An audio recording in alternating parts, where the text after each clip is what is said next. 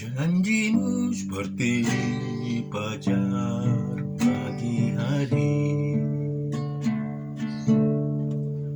yang tiada pernah terlambat bersinar. Cintamu seperti sungai yang mengalir, dan ku tahu betapa dalam kasihmu. Janjimu seperti fajar pagi hari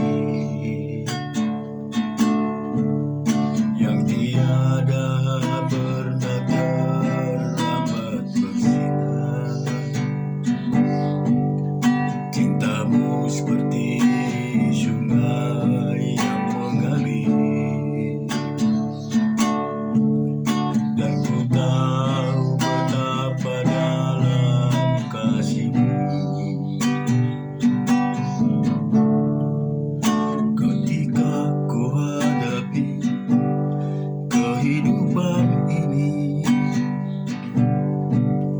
jalan mana yang harus ku pilih?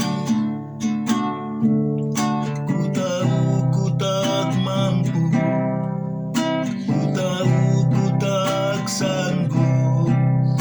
Hanya Kau Tuhan tempat jawabanku. Aku pun tahu ku tak pernah sendiri, sebab Engkau Allah yang menggendongku. Tanganmu membelaiku, cintamu memuaskanku. Kau mengangkatku ke tempat yang tinggi. Janjimu seperti fajar pagi hari yang tiada pernah terlambat bersinar. Cintamu seperti sungai yang mengalir, dan ku tahu betapa dalam kasihmu. Janjimu seperti fajar pagi hari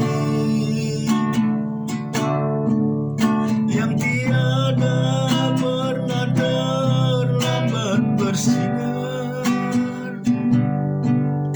Cintamu seperti sungai yang mengalir, dan ku tahu betapa dalam kasihmu.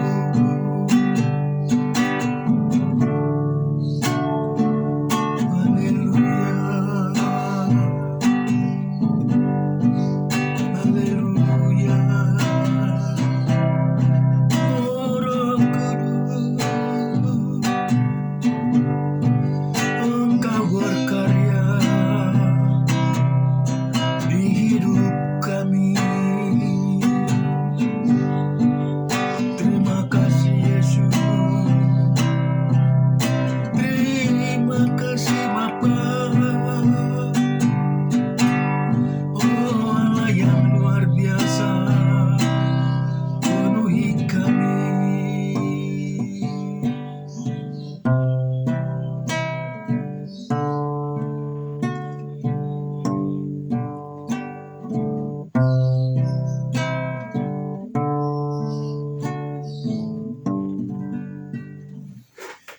Puji Tuhan, selamat pagi, selamat beraktivitas. Biarlah hari ini jauh lebih baik dari hari kemarin. Pemeliharaan Tuhan selalu ada di hidup kita semua. Kita akan baca dan renungkan firman Tuhan terambil dari Matius yang ke-7 ayat 15 sampai dengan 29.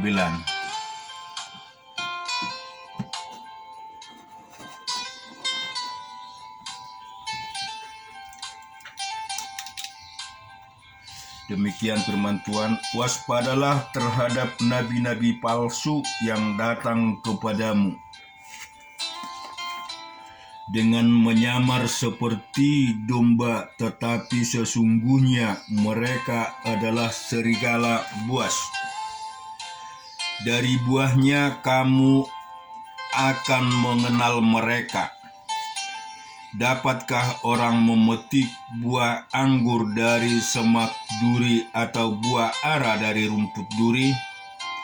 Demikianlah setiap pohon yang baik menghasilkan buah yang baik, sedang pohon yang tidak baik menghasilkan buah yang tidak baik. Tidak mungkin pohon yang baik itu menghasilkan buah yang tidak baik, ataupun pohon yang tidak baik itu menghasilkan buah yang baik. Dan setiap pohon yang tidak menghasilkan buah yang baik pasti ditebang dan dibuang ke dalam api. Jadi dari buahnya kamu akan mengenal mereka. Bukan setiap orang yang berseru kepadaku, Tuhan, Tuhan, akan masuk ke dalam kerajaan surga, melainkan dia yang melakukan kehendak Bapa-Ku yang di surga. Pada hari terakhir banyak orang akan berseru kepadaku, Tuhan, Tuhan, bukankah kami bernubuat demi namamu dan mengusir setan demi namamu dan mengadakan banyak mukjizat demi namamu juga?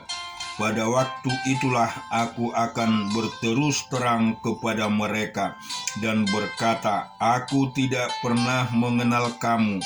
Eyanlah daripadaku, kamu sekalian pembuat kejahatan. Setiap orang yang mendengar perkataanku ini dan melakukannya, ia sama dengan orang yang bijaksana yang mendirikan rumahnya di atas batu.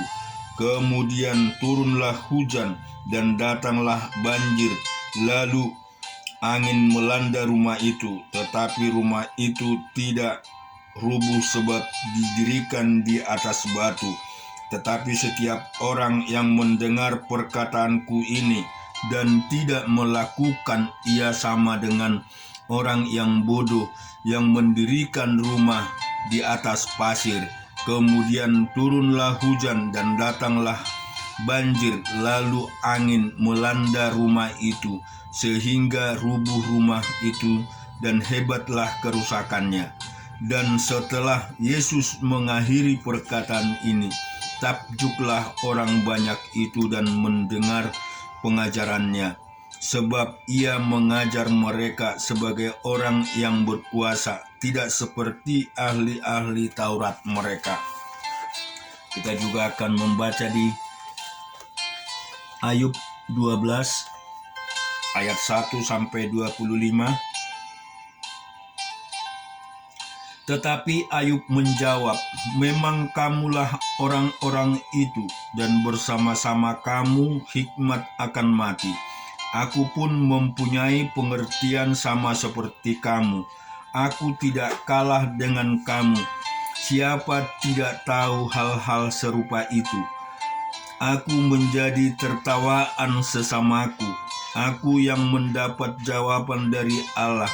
Bila aku berseru kepadanya, orang yang benar dan saleh menjadi tertawaan. Penghinaan bagi orang yang celaka.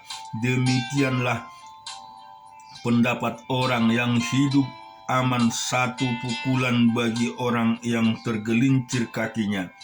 Tetapi amanlah kemah para perusak, dan tertentramlah mereka yang membangkitkan murka Allah, mereka yang hendak membawa Allah dalam tangannya. Tetapi bertanyalah kepada binatang, maka engkau akan diberinya pengajaran. kepada burung di udara, maka engkau akan diberinya keterangan. Atau bertuturlah kepada bumi, maka engkau akan diberinya pengajaran. Bahkan ikan di laut akan bercerita kepadamu. Siapa di antara semuanya itu yang tidak tahu bahwa tangan Allah yang melakukan itu? Bahwa di dalam tangannya terletak nyawa segala yang hidup dan napas setiap manusia. Bukankah telinga menguji kata-kata seperti langit-langit mengecap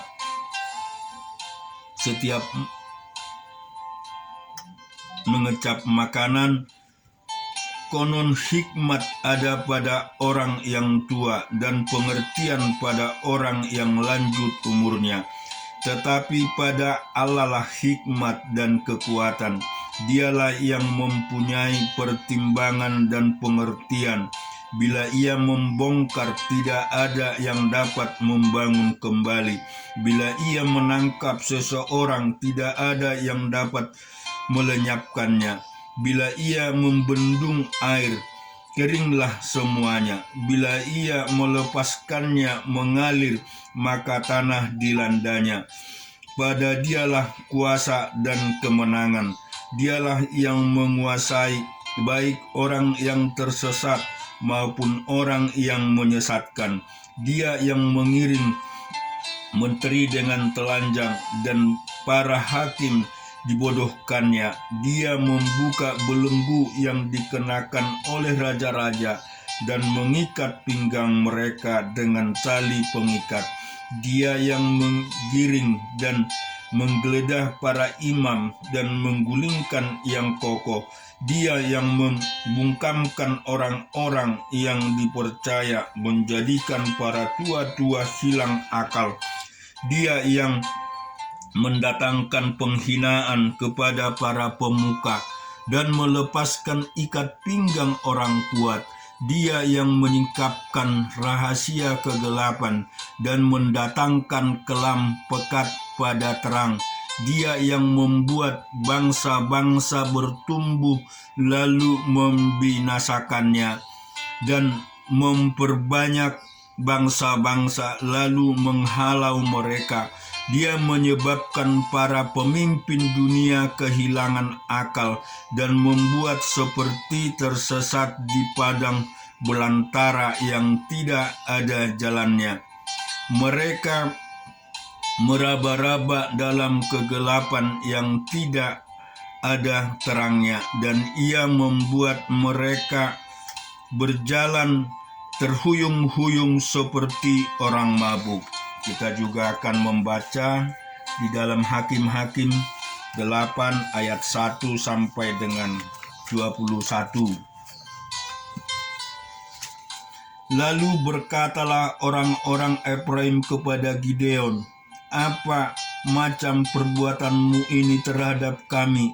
Mengapa engkau tidak memanggil kami ketika engkau pergi berperang melawan orang Midian?" Lalu mereka menyesali dia dengan sangat. Jawabnya kepada mereka, "Apa perbuatanku dalam hal ini jika dibandingkan dengan kamu? Bukankah pemetikan susulah oleh suku Efraim lebih baik menghasilkan daripada buah anggur yang Ebiezer? Allah telah menyerahkan kedua raja Midian itu, yakni Oreb dan Zeb, ke dalam tanganmu. Apa yang telah dapat kucapai jika dibandingkan dengan kamu?" Setelah ia berkata demikian, maka redalah marah mereka terhadap dia. Ketika Gideon sampai ke sungai Yordan, menyeberanglah ia dan ke 300 orang yang bersama-sama dengan dia, meskipun masih lelah namun mengejar juga. Dan berkatalah ia kepada orang-orang Sukot, "Tolonglah berikan beberapa roti untuk rakyat yang mengikut aku ini, sebab mereka telah lelah dan aku sedang mengejar Zebah dan Salmuna, raja-raja Midian." Tetapi jawab para pemuka di Sukot itu, "Sudahkah Zebab dan Salmuna itu ada dalam tanganmu, sehingga kami harus memberikan roti kepada tentaramu?" Lalu kata Gideon, "Kalau begitu, apabila Tuhan menyerahkan Zebah dan Salmuna ke dalam tanganmu, aku akan menggaruk tubuhmu dengan duri padang gurun dan onak." Maka berjalanlah ia dari sana ke Penuel, dan berkata demikian juga kepada orang-orang Penuel. Tetapi orang-orang itu juga menjawab seperti orang-orang Sukot. Lalu berkatalah ia juga kepada orang-orang Penuel, "Apabila aku kembali dengan selamat, maka aku akan merobohkan menara ini." Sementara itu Zebah dan Salmuna ada di Karkor bersama-sama dengan tentara mereka, kira-kira 15.000 orang banyaknya, yakni semua orang yang masih tinggal hidup dari seluruh tentara orang-orang dari sebelah timur. Banyaknya yang tewas ada 120.000 orang yang bersenjatakan pedang. Gideon maju melalui jalan orang-orang yang diam di dalam kemah di sebelah timur Nobah dan Yobega, lalu memukul kalah tentara itu. Ketika tentara itu menyangka dirinya aman, Zebah dan Salmuna melarikan diri, tetapi Gideon mengejar mereka dan menawan kedua raja Midian itu, yakni Zebah dan Salmuna, sedang seluruh tentara itu dicerai-beraikannya. Kemudian kembalilah Gideon bin Yoas dari peperangan dengan melalui pendakian Heres. Ditangkapnyalah seorang muda dari penduduk Sukot. Setelah ditanyai, orang itu menuliskan nama para pemuka dan para tua-tua di Sukot untuk Gideon, 77 orang banyaknya.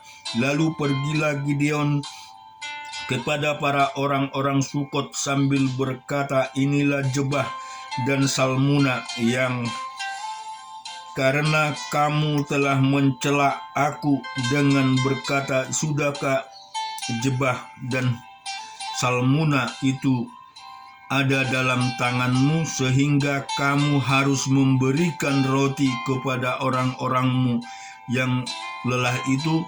Lalu ia mengumpulkan para tua-tua kota itu. Ia mengambil duri pedang gurun dan onak dan menghajar orang-orang Sukot dengan itu. Juga menara Penuel dirobohkannya dan dibunuhnya orang-orang kota itu. Kemudian bertanyalah ia kepada Zebah dan Salmuna, "Di manakah orang-orang yang telah kamu bunuh di Tabor itu?" Jawab mereka, "Mereka itu serupa dengan engkau, sikap mereka masing-masing seperti anak raja."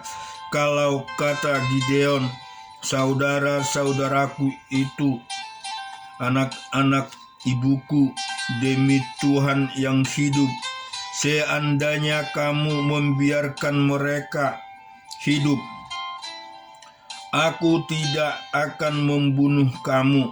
Katanya kepada Yeter, anak sulungnya, "Bangunlah, bunuhlah mereka." Tetapi yang muda itu tidak membunuh pedangnya, karena ia takut sebab ia masih muda. Lalu kata Zebah dan Salmuna, "Bangunlah engkau sendiri dan paranglah kami, sebab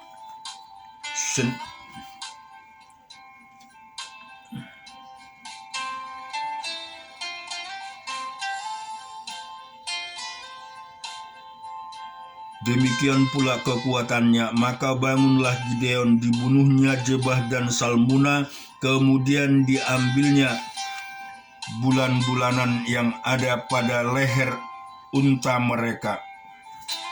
Dan juga kita akan membaca di Keluaran 29 ayat 31 sampai 40. 7 hari lamanya haruslah pakaian itu dikenakan oleh imam penggantinya dari antara anak-anaknya yang akan masuk ke dalam kemah pertemuan untuk menyelenggarakan kebaktian di tempat kudus. Domba jantan persembahan pentabisan itu harus kau ambil, dan dagingnya kau masak pada suatu tempat yang kudus. Haruslah Harun dan anak-anaknya memakan daging domba jantan itu serta roti yang ada di dalam bakul di depan pintu kemah pertemuan. Haruslah mereka memakan semuanya itu yang dipakai untuk mengadakan pendamaian pada waktu mereka ditabiskan dan dikuduskan. Tetapi orang awam janganlah memakannya, sebab persembahan kudus semuanya itu. Jika ada yang tinggal dari daging persembahan pentabisan dan dari roti itu sampai pagi, haruslah kau bakar habis yang tinggal itu dengan api. Jangan dimakan, sebab persembahan kudus semua itu. Maka haruslah kau perbuat demikian kepada Harun dan kepada anak-anaknya, tetapi seperti yang kuperintahkan kepadamu. Selama 7 hari harus kau takbiskan mereka.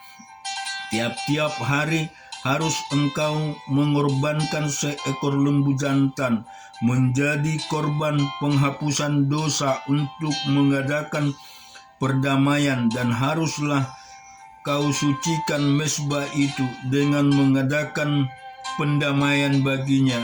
Haruslah engkau mengurapinya untuk menguduskannya. 7 hari lamanya haruslah engkau mengadakan perdamaian bagi mezbah itu. Haruslah engkau menguduskannya. Maka mezbah itu akan menjadi Maha Kudus. Setiap orang yang kena kepada mezbah itu akan menjadi kudus. Inilah yang harus kau olah di atas mezbah itu: 2 anak domba berumur setahun, tetapi tiap-tiap hari. Domba yang satu haruslah kau olah pada waktu pagi, dan domba yang lain kau olah pada waktu senja, dan beserta domba yang satu kau olah 1/10 epa tepung yang terbaik dengan minyak tumbuk, seperti bin yang korban curahan yang 1/4 bin anggur. Domba yang lain haruslah kau olah pada waktu senja, sama seperti korban sajian, dan korban curahan yang pada waktu pagi harus engkau mengolahnya seperti persembahan yang harum, suatu korban api-apian bagi Tuhan, satu korban bakaran yang tetap di antara kamu turun-temurun di depan pintu kemah pertemuan di hadapan Tuhan. Sebab di sana aku akan bertemu dengan kamu untuk berfirman kepadamu. Di sanalah aku akan bertemu dengan orang Israel, dan tempat itu akan dikuduskan oleh kemuliaanku. Aku akan menguduskan kemah pertemuan dan mezbah itu. Lalu Harun dan anak-anaknya akan kukuduskan supaya mereka memegang jabatan imam bagiku. Aku akan diam di tengah-tengah orang Israel, dan aku akan menjadi Allah mereka. Maka mereka akan mengetahui bahwa akulah Tuhan Allah mereka yang telah membawa mereka keluar dari tanah Mesir, supaya aku diam di tengah-tengah mereka. Akulah Tuhan Allah mereka. Amin. Tuhan kiranya memberkati kita semua.